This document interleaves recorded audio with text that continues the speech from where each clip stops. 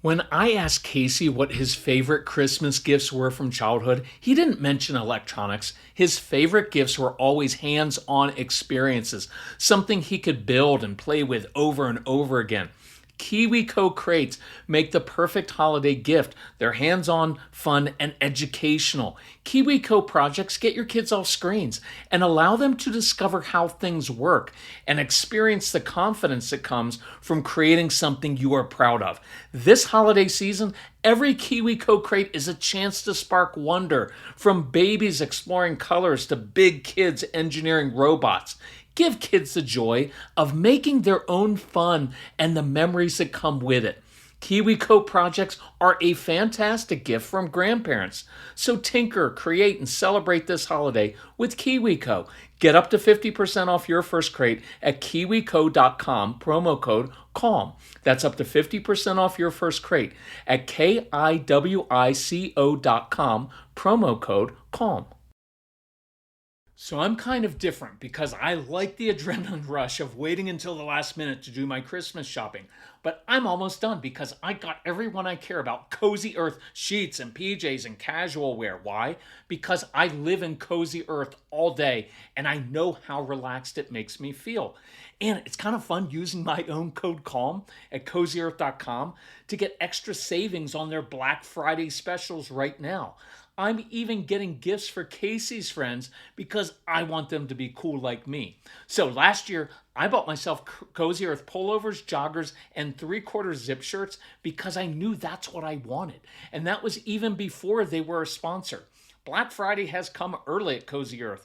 So use my code CALM to get 40% off in savings on top of their site-wide sale at CozyEarth.com. Start your holiday shopping today at CozyEarth.com and use code CALM for up to 40% off great deals. And let Cozy Earth know the Calm Parenting Podcast guy sent you. So how should you respond when your toddler throws herself on the floor and screams, "I hate you," or your son begins hitting because he's jealous of the new baby? What about the child who is mad because you ask him to do chores or go to a new class? When your child gives you the silent treatment or your tween isn't happy about parental controls you put on their phone? And what about the inevitable huffing and puffing from a teenager who thinks you're too strict and doesn't want any restrictions on dating, curfew, or anything in their life as they strive for independence? Your kids are going to be mad at you. How can you be ready for these inevitable standoffs and turn them into opportunities to create resilient kids? That is what we're going to discuss on today's episode of the Calm Parenting Podcast. So welcome. This is Kirk Martin, and you can find us and our very popular Black Friday sale at CelebrateCalm.com. Look, as you know, I fought a lot with Casey when he was little, and it took a long time to rebuild our relationship. And I remember one time in his teen years, we had this huge disagreement, and Casey was furious at me. And I remember exactly where we were. We were in a drive-thru in this small Texas town late at night after a work event. And I was struggling inside because I didn't like the emotional distance. Well, what if this triggered old feelings and Casey pulled away from me after all we had worked through? It was uncomfortable. It was unsettling. I wanted to make everything right between us in that moment so we could go back to laughing and enjoying being together. Instead, I look over and there's a seething young man next to me in the car who didn't like me in that moment. And I was struggling with self-doubt. Wait, did I pick this fight unnecessarily? Should I just give in to make the discomfort go away? And we ended up driving back to the hotel in silence. And if you have a strong-willed child, you know even their silence can be deafening. So I struggled through a restless night's sleep. The next day, we had a fantastic discussion, but it was hard to navigate. You're going to go through that. So let's start with the big picture, and then I'm going to go through several specific scenarios with kids of all ages. Look, your strong-willed kids should and will be mad at you because you say no, you put proper limits on them, you don't give them whatever they want, or you ask them to do things they don't want to do. So it's normal and expected. And they're going to complain that you're too strict when you're probably just being a responsible parent. Now, I'm not talking about parents who provoke their kids to anger by being unreasonable, critical, or abusive. Remember, discipline is something you do for your child, not to them. It means you are doing something for them that they are not able to do for themselves in that moment. That's a compassionate thing to do. Look, I'm all about respecting kids and talking to them like adults, but they are not adults. They are still children. Their prefrontal cortex, responsible for impulse control and good decision making, is not even close to being fully developed. So they don't consider the consequences of their actions beyond the next few hours. So they need us. Your kids need you to be the parent even when they don't want you to be the parent. Your kids need you to be the parent even when you don't want to be the parent because it's hard. So let's begin with an easy example with a young child. So you've heard me say this, a toddler's job description is to want everything they see, demand it, and then throw a tantrum to see if they can make you feel so uncomfortable you give in. There's nothing wrong with that developmentally. It's actually healthy because it is a child's immature way of discovering where the boundaries are and how life works. Don't be afraid of tantrums unless you're throwing one. So sit down, unfazed, adopt an even matter-of-fact tone that communicates, look, I'm okay with your tantrum, and you may do that as long as you want. Just know that your tantrums will never, ever work with me. And I always get asked, what's the consequence for a tantrum? Well, there is none. It's just simple. The child doesn't get what they want. That's it. And remember our phrases. Your behavior does not change my behavior. Your mood does not determine my mood. So let's say your daughter doesn't get what she wants and she yells, I hate you, mommy, or you're being a mean daddy and I don't like you. All that means is you have a very insightful child who goes right for the jugular because they know what motivates you and they know how to push buttons. It's smart and normal. Don't react. You step back for a moment and recognize this is simply an immature attempt to get you to change your mind. And you have to become comfortable with your child being upset at you because if you're not, they will hold you hostage emotionally. So you stand firm. You give your child space to throw their tantrum until they learn it will never work. This is the compassionate thing to do for your child. So what's the opportunity here? At a very basic level, your child is going to learn that disappointment is a fact of life, that tantrums don't work, that they can count on you to be that solid rock in their life. And they learn that they can be resilient in the face of disappointment. And then you can take it one step further. So you stand up and say, hey, when you're ready or when you're done with that, I could really use some help moving this heavy bag, trying to get this jar open. See, that will give them something they feel in control of and help them calm down. Then you can go a step further and teach them how to ask instead of demand. The patience pays off. Just don't react or give in. Now here's a tough one. Say you have a child who is mad that you had another baby. This is not a tantrum. There's some legitimate anger here, so we'll deal with that by giving the child some tools to handle the new situation. So just think about it from your child's point of view. I was king of this home. I had everybody's undivided attention. Now this new baby comes along and everyone's constantly showering this baby with attention, and I'm kind of forgotten over here. Some kids will begin hitting, acting out in school, or even regress with potty training. This is not a tantrum, and consequences won't work. And a little side note, do not try to reassure or convince your child, well, one day you two will be best friends. That's too much pressure, and it may not be true. So here's where we give tools. Number one, I just address it directly and acknowledge, hey, it's hard when you're the only child in the family, and then a baby comes along. It's normal to feel like everyone else likes the baby more. You should feel a little bit upset by this. See, you're just normalizing it because that's a normal emotion. What I want you to know is that we spent the same amount of time with you when you were born. You just didn't know it because you were a baby. And we have to do this because your new brother can't do anything at all on his own, but you can. And here's where I would transition to bringing your older child kind of alongside of you as one of the kind of quote grown-ups who's capable of doing so many big kid things. So I'd ask him to be your deputy or sidekick who can show off all the things he's capable of doing, like carrying heavy things for you, tying his own shoes, packing things for the car.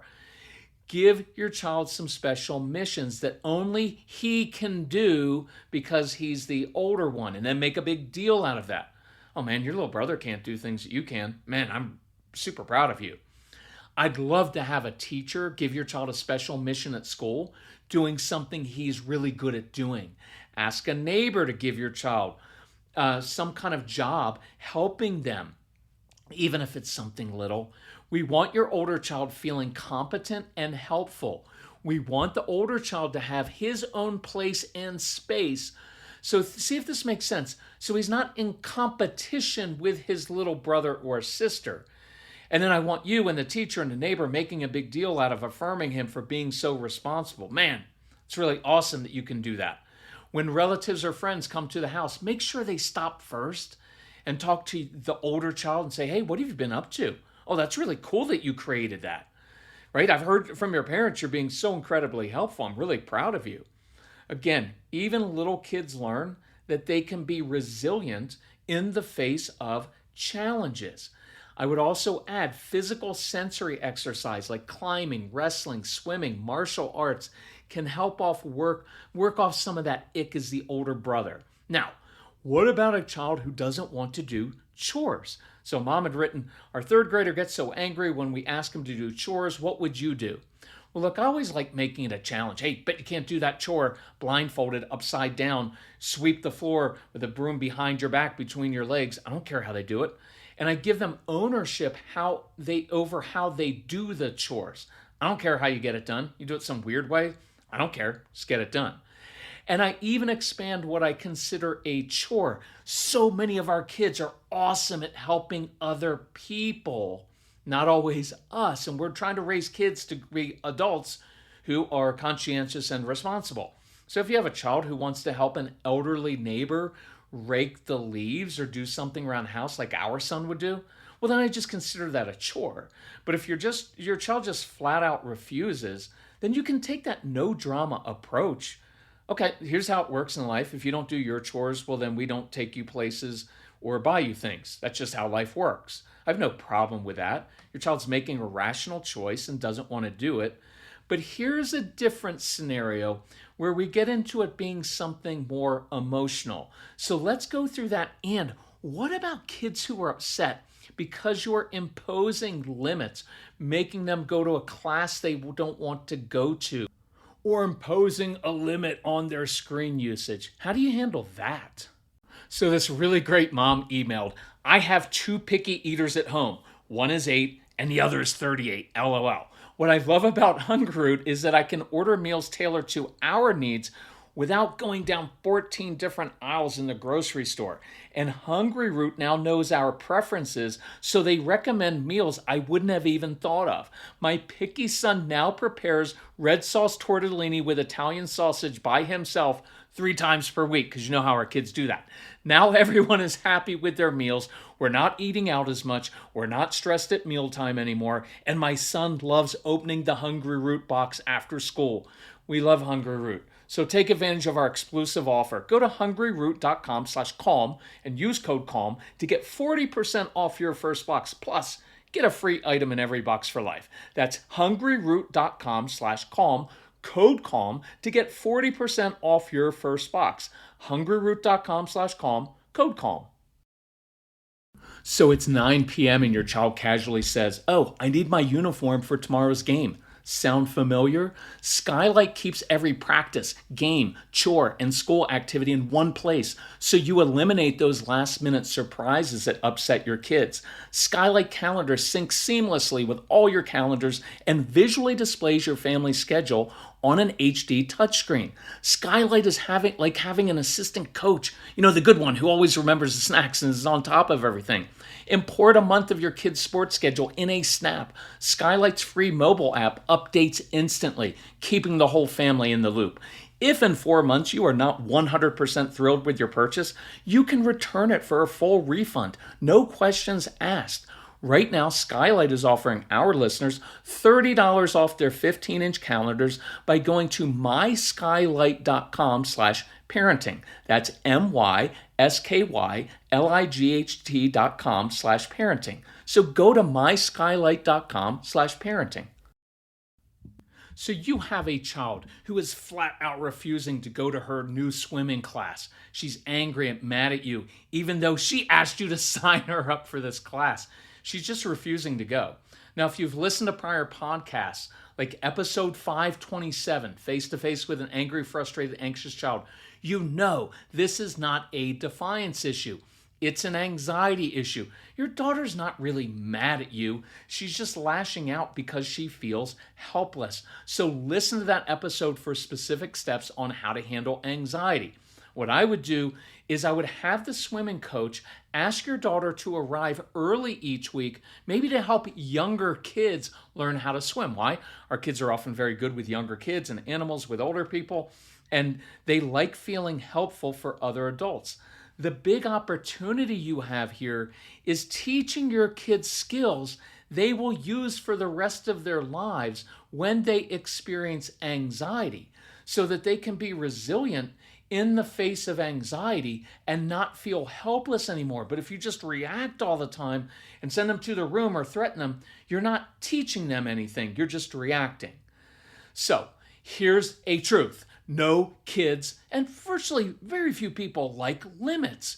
Your kids are never going to say, "Mom, Dad, thanks for caring so much about me that you put limits on me and monitor my activities." So I get this question a lot. How can I keep my kids safe from online predators and make sure they're not going to get in trouble for sending stupid text or pictures without violating their privacy? My son gets so upset when I tell him he must have some parental controls on his phone. So here's the hard part. When we were kids, we had to go looking for trouble. The scary part is that the smartest people in the world in tech now create ways for predators to interact with your kids without you knowing. I mean, we've had kids who've been encouraged to kill themselves, or they're being sent pornographic and explicit messages. Even young kids are being targeted now on Roblox. Now, the good news is there are many incredibly helpful apps and tools that enable you to monitor and get alerts without having to spy on your kids. And I wish we would have had this back in the day when Casey first got his smartphone. So I want to highlight one particular app just as an example, because we have several friends and my brother who actually use Bright Canary with their kids. So here's what their feedback is. Bright Canary, it's the first app that gives parents alerts about everything your child types on any app they use on their iPhone. And this is important because it now includes Discord, Snapchat, because we always think like, oh, Snapchat, it's gone. Oh no, they can see that. Instagram, Roblox, and AI chats and companions. The more your kids are using ChatGPT, the more important it is for you to kind of keep up, because it allows you to be curious about where their mind is and what they're interested in. Now, one set of friends said they wanted their tween to learn how to manage her phone usage.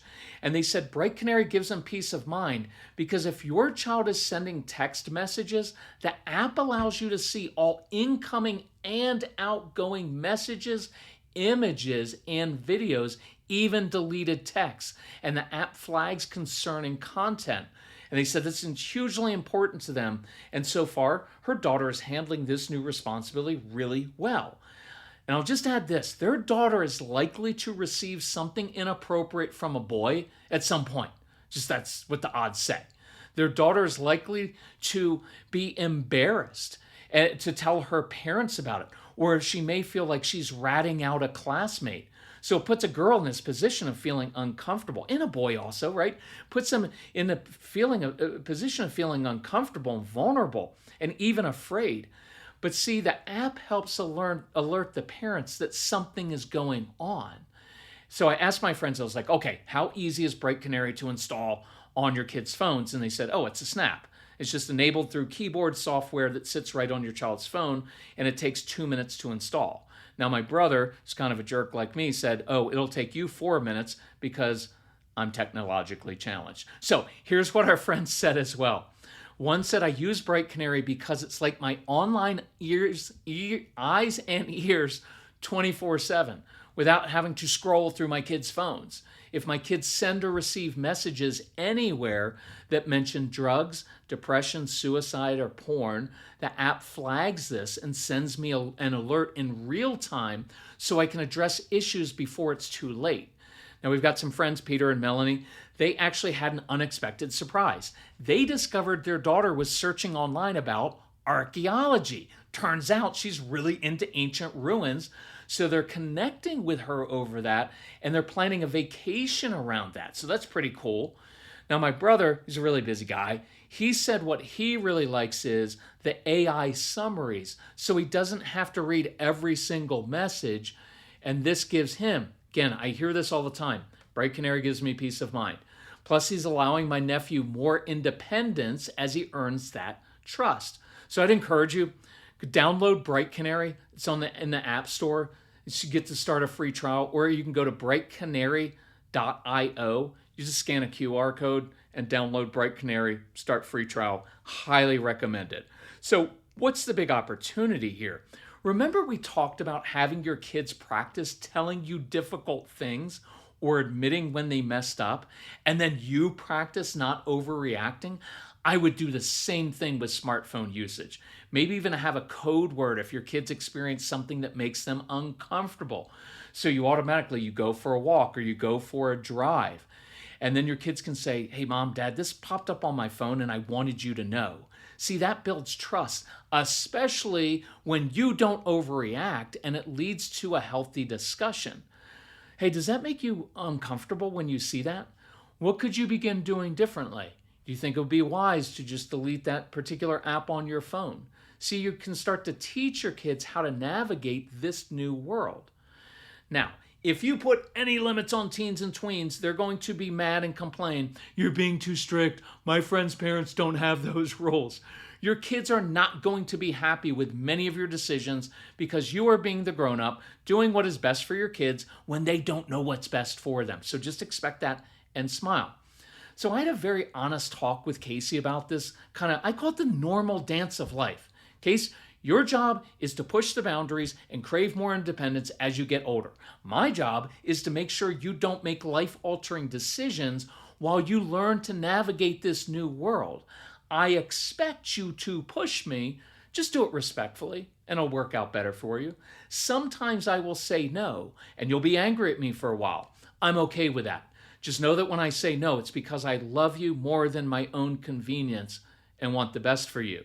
So let's say your 13-year-old daughter complains that you won't let her go on dates alone with a boy, that she must stick to group activities. Well, you rightly understand the lifelong consequences that can happen with the pregnancy, STDs, sexual assault, emotional manipulation. Because you've seen what happens when kids become emotionally needy with a boyfriend or girlfriend. So you stand firm and your daughter gives you the silent treatment. Not shocking. The bigger win is helping her develop a sense of purpose and confidence, which we'll get to. So maybe you discover that your teenage son has a fake ID and has begun getting drunk on the weekends. You don't need to be the cool, understanding parent who hosts parties for teens at your home, but you also don't have to be the reactive parent who turns this into some big guilt trip. You know what, how dare you do this after all we've sacrificed for you? So expect your son to be mad when you rightfully take away his driver's license and car keys, because it would be irresponsible of you to continue letting him drive when he's been drinking. But that's not even the most important part. Anytime kids begin demanding things so strongly that they become wildly irrational, know it's probably because of fear of missing out on something with friends, or they're trying to cover up something emotional like anxiety, sadness, depression, lack of confidence. The opportunity here is to be curious, to dig deeper, and understand what's going on inside your child so you can get to those deeper issues. Is it anxiety, boredom, wanting to fit in?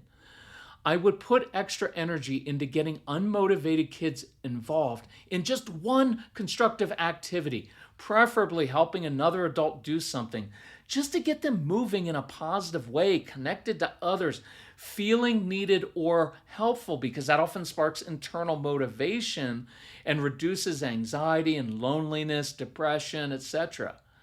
Now, I want to share this idea because it made me smile and cry at the same time. So, mom had noticed her son was getting angry after being on screens too much. So, rather than just saying, hey, we're not doing screens anymore because you can't handle it, which is perfectly reasonable and fine, she wrote this. She said, Kirk, I'm a single mom, so I appreciate the Black Friday discount. I downloaded the programs after a very challenging past couple years with my son. I've spent so much money and time on therapy for his anger, but it hasn't made a noticeable difference. And I've resisted your idea of giving him an adult responsibility because he doesn't even do his kid chores well. But listening to the programs, it kind of all came together. So I let him listen, and I took a risk sharing this idea with him. And he asked, Mom, could we pretend that I'm living in a dorm room so I have to take care of my own laundry and food sometimes? And maybe I can make dinner for you on Wednesdays when you work late. And the mom said, I cried so hard. My son, my boy wanted to help me, but it's like I wouldn't let him be responsible. So he's been cooking and even doing some of my laundry. Is he getting better grades? No. Is his room still messy? Yes. And you should see the mess he makes in the kitchen now. But I haven't seen my son smile like this in years. He is so eager to please and will ask me, Mom, try this. How does it taste? He's looking up recipes online now instead of just doom scrolling aimlessly. It's like it sparks something good inside of him, something he can do well, so he feels helpful. And he heard you talk on the programs about how you guys fed the homeless, Kate, because our son Casey used to do that. And now he wants to make food for homeless people. And get this, we signed up for a cooking class together this weekend. It's like I got my son back with all of his energy and kind heart and smile. Moms and dads, that's what we're after. So thank you for working so hard at this. Be the parent your child needs you to be, and then go a step deeper to spark something inside of them. If you need help with a Black Friday sale or anything else, email Casey, C-A-S-E-Y, at celebratecalm.com. All right, much respect and love to you all. Keep up the good work.